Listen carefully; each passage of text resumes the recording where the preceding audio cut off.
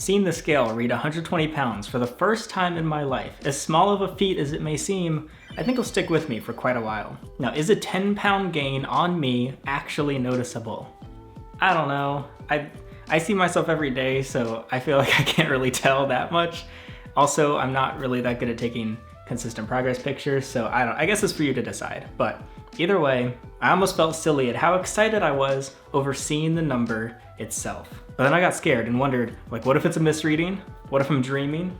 So I stepped off, did a little pinch, stepped back on. Still there. I took a picture, which is highly cropped because of my naked reflection, and for the rest of the day, I couldn't stop smiling. I was looking at this stupid blurry picture as if it was an image of my newborn baby on my desk. And as of today, I weigh 122 pounds, which is a 10-pound increase from November 1st of last year. And I know not everyone understands my obsession with weight gain, but all you need to know is of all the ups and downs you've seen on my channel, this is the biggest W I have shared with you so far. Having control over the direction of my weight is something I've worked to achieve for over 10 years, and I would say I harness that ability today. Like, it's no longer something I strive to do. I feel like as of now, the ability to gain weight is in my arsenal of tools. Though the tool could still use a little bit of sharpening, which is the next step in the process. And as I was taking notes for this video to compile everything that's worked so far for me, I realized it doesn't come down to a certain food or a certain lifestyle change, but actually a certain person. If you don't know who this is, you might reasonably assume he is a fitness influencer, but he's not. He very rarely talks about fitness. Basically, I clicked on this guy like 3 years ago. He was in a closet with a webcam talking about making money. I thought it was pretty interesting. I subscribed and watched kind of passively, but over the past year, I've consumed pretty much every piece of content Alex Hormozi has appeared in. And I already know, seeing this like hardcore buff guy, like aggressively looking at you in these thumbnails with these obnoxious titles, it's easy to group him into the crypto bro, podcasty, guru, get rich quick kind of person. And as I began watching, I thought I'd maybe learn something about making money. But in reality, Alex Hormozi's content is more like a guide on how to achieve anything you want ever. Not quickly, not easily, but it will happen. I think the best teachers are the ones that don't sound smart or that use complicated terminology, but the ones that turn really complex ideas into really simple ones, to where they're so simple that you're like, how did I not come to this conclusion myself? This should have been so obvious. If you're still not convinced he's cool, that's fine. It doesn't really affect me. All you need to know is if I hadn't discovered him, I would not have this picture of the scale reading 120 pounds. Nor would I have the confidence in telling you that I will weigh more in the future. Confidence in of itself is something that I now see differently because of Alex. It's not some abstract frame of mind, it's a statistical measurement. A confidence coefficient is the probability that if something's repeated, you'll get a certain outcome. A high confidence coefficient comes from the evidence to support the outcome. Evidence is built using skill. Skill is learned through discipline. Discipline is achieved from accountability, and accountability relies on your environment. Waking up and telling myself, like, today, I'ma do it. I'ma get those calories in me. I'ma conquer my goals. No, I'm just kind of telling myself. I'm trying to like hype myself up and manifest it into reality. And this isn't good enough, as proven by my track record in the past. When I was trying to be here, I had to actually go all the way back, not just to here, but we have to step back even farther because this blueprint requires a clear and defined goal. Possibly Alex's most popular quote right now, at least, is what he said at the end of, I think, Jack Neal's podcast, which is, figure out what you want, ignore the opinions of others, and do so much volume, it would be unreasonable for you to be unsuccessful. I see this posted everywhere now, and it's from Alex, and I'm not a big quote guy, but this is a pretty good quote. I kind of like that one. In fact, I have to say this one sentence really is the foundation of like everything else. So okay, I figured out what I wanted, which means I could move on to environment. For the past 3 months, I've hardly gone anywhere.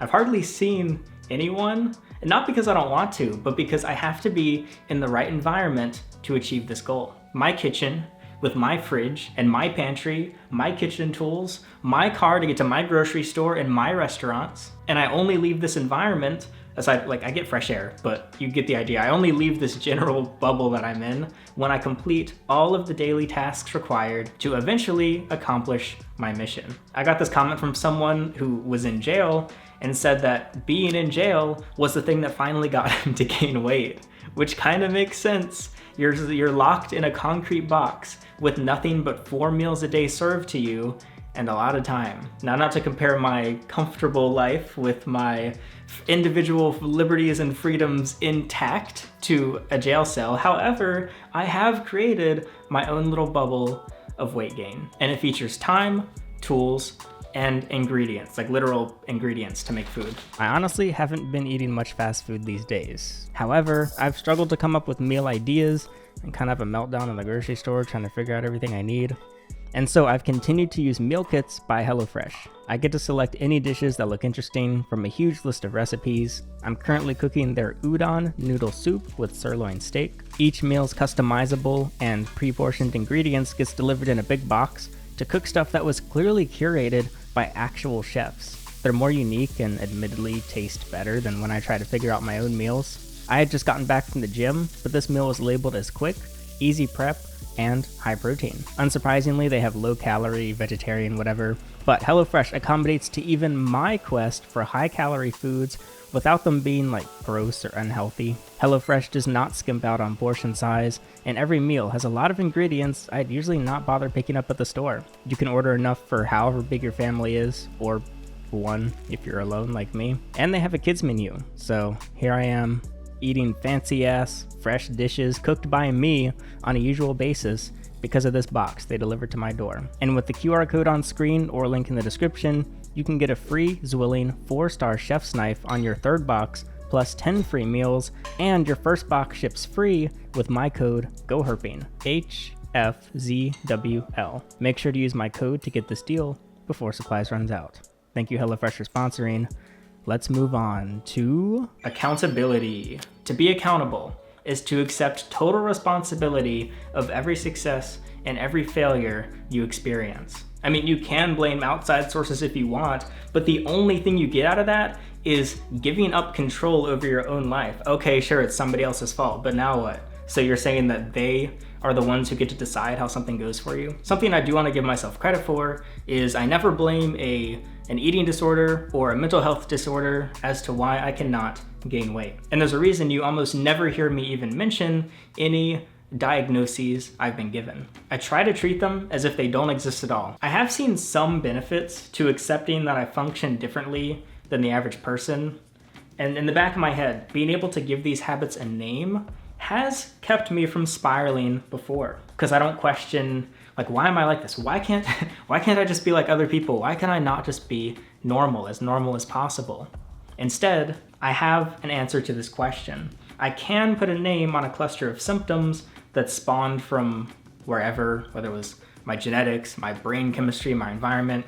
It really doesn't matter. I don't care where it came from. But as a very specific example, a couple days ago, I cooked a ribeye. I put it on my plate, I sat down, and I felt like it was contaminated. The steak was fresh, all the surfaces were cleaned and prepared. It was thoroughly, well, it was medium rare, but it was cooked, like it was safe to eat. And I'm not even a germaphobe. Like ever since I was a kid, I preferred to eat my steak with a fork that had fallen on the floor over a fork that had touched my potatoes previously. In my head, cross-contamination comes from other foods, even if they're also safe. And a couple days ago, as I am decades into being used to at this point, something in my mind wouldn't let me put the food in my mouth. It's the same way if somebody put a steak down in front of you, but it was old and rotting and covered in maggots, or it has mold on it. Hopefully you wouldn't eat it. And because I can rationally accept everything is fine, this would sometimes make me spiral and feel even worse. And so from that point, I would do one of two things, which is take the bite anyway, which, because my brain is still not convinced it's safe or edible, I either spit it out at that point, or I do get it down, but I can't keep it down because my body believes it's contaminated, it's dangerous, and it comes back out. And so the second and much easier option is to simply throw the food away. And this is where for years I failed to stay accountable. I wanted to blame what therapists would call contamination OCD, and I would just move on. Well, I couldn't eat it. What more could I do? Like, it's not gonna stay down, I can't get it in. I'ma just not eat. We're skipping this one. But if I could sit down with my previous self, I would tell them this is not accountability for the situation. So now I don't force myself to eat any food. If I sit down and I don't want it, no problem, I throw it away. However, I immediately get more food, whether I cook or go out, whatever. I get food on the plate once again, I sit down once again. If I still get the feeling, I throw it away again. I cook again, I throw it away again. I cook again. For the past few months, this has been the #1 key that has changed the progress that I've seen from not at all to actually happening. It doesn't matter if I waste $50 on perfectly good food. If I throw away thousands of calories straight into the trash, it is not relevant. Saving food or saving money and avoiding food waste are completely irrelevant to my goal. Though I will say, this was an unexpected benefit to having roommates for a couple years, because in those times that I couldn't eat, many of my roommates got free food and they were like, yay, I'm so glad you're mentally ill. Now I got this nice fresh meal. I also kind of accidentally used having roommates as a way to train and practice improving my habits around other people. Because if I'm by myself and I want to spit out a piece of food, who cares? No one's gonna see. But I did have a lot of stress that went into this idea of if I take a bite or if I prepare myself something that I can't eat, what am I gonna do if I'm in front of another person? It turns out people just don't really care. And if they do care, what do I gain from caring about them caring? Because I would think to myself like, oh, I can't spit it out in front of them, and then I'd spiral and get into even worse, and I could push myself to panic that way. But actually, no, just like one of my roommates got to the point where he could tell, he was like, you're gonna spit that bite out, aren't you? And I'm like, mm-hmm. My goal isn't to save money. My goal isn't to think of the starving children in Africa. Fuck the African children. Do so much volume.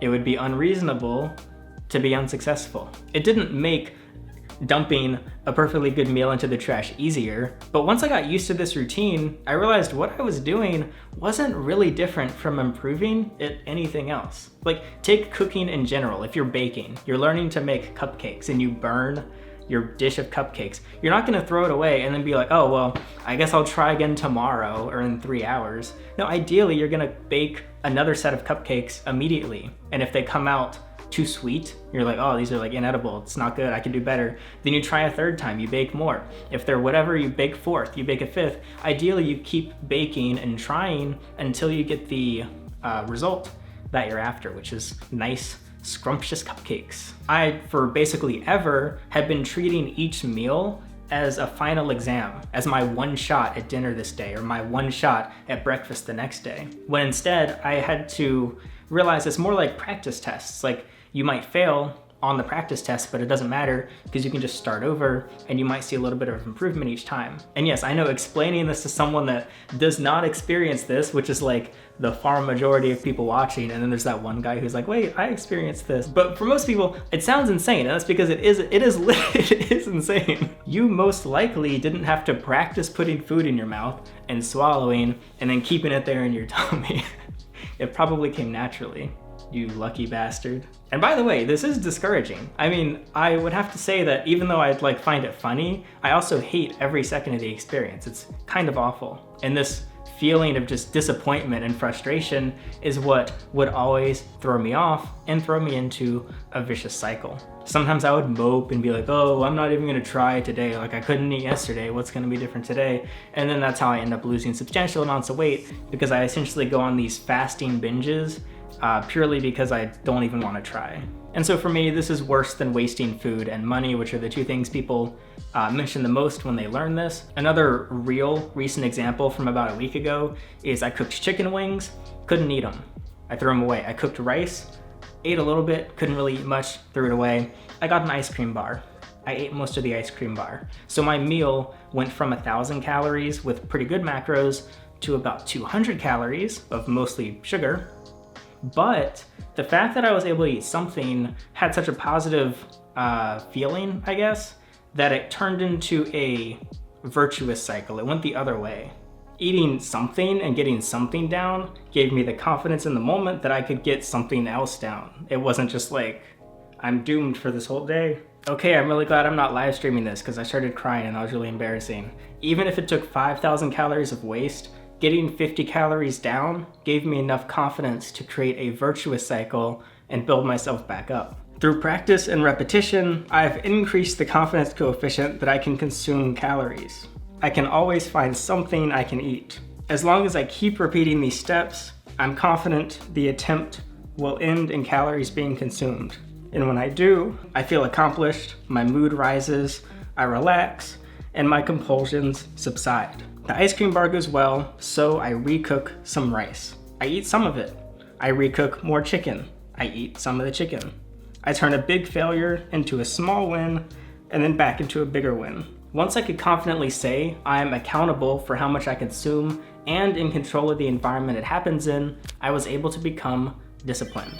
Discipline is doing the things you don't like for an extended period of time without a reward. That is a direct Alex Hormozi quote, another banger. Discipline is not being on time or being consistent or working hard if the things you're doing are things you enjoy. That's just doing things you enjoy. I didn't upload 100 YouTube videos in 2025 because I'm disciplined. I did it because I love uploading to YouTube. The only place I'm currently disciplined in my entire life is diet, which is one of the pillars of sleep, diet, and exercise. I sleep 8 to 9 hours a day, sometimes going on 10 because I just love to go to sleep. And I can stick to any like physical activity or exercise routine I want to just because it's fun, it's not discipline. Skill. Everything I've told you up to this point, not even on purpose, has made eating easier. And that wasn't the goal. The goal was just to get it done. And it's not really one that I tend to track. So like, yes, I track my daily calories, but what I don't track is how much easier getting those calories in me has become. But when I really think about it, eating 3,000 calories in one day today feels like eating 1,500 calories 6 months ago. I can eat twice as much as half a year ago. Building this skill is the evidence that I didn't even realize I needed for the confidence to develop and grow my abilities as well as my physical body on the scale. And this is why I foresee success. Let me give you the biggest productivity hack in the world. Do nothing besides the task that you set to accomplish. If it's not you doing the task, then you're not doing the task. When someone asks me what I did today, I ate. That's been my answer for weeks at this point. Oh, what'd you do? I ate.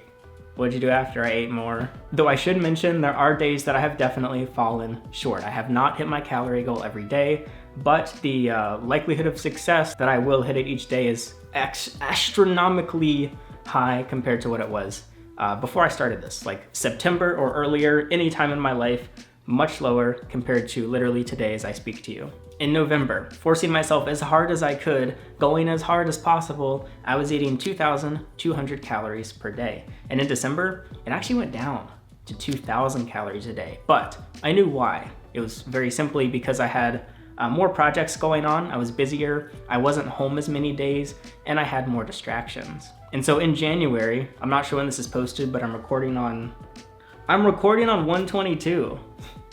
And I weigh 122 pounds, look at that. But in this month so far, I've eaten an average of 2,900 calories per day. Though a side note, which I actually forgot to mention in the previous videos, is I do not include butter and olive oil in my calories. So these are kind of like hidden, sneaky calories that I push in there because I put butter and olive oil on all my foods. I have since I was like, well, my mom used to as well, since I was like 12 or 10 even. And so I'm guessing I consume an extra few hundred calories a day in that. So basically, we went from 2,000 in December to a big jump to an average of about 3,000 today in January. And the good news is I'm growing at a rate that I'm okay with. Like, okay, sure, everyone wants things to happen a little bit faster, but if I continue at the rate I'm on, I'm completely satisfied with this. Day to day, it does not get easier, but each week kind of does. And each month, I feel kind of unrecognizable from the month before. I almost cringe at how I was doing 30 days ago, every 30 days,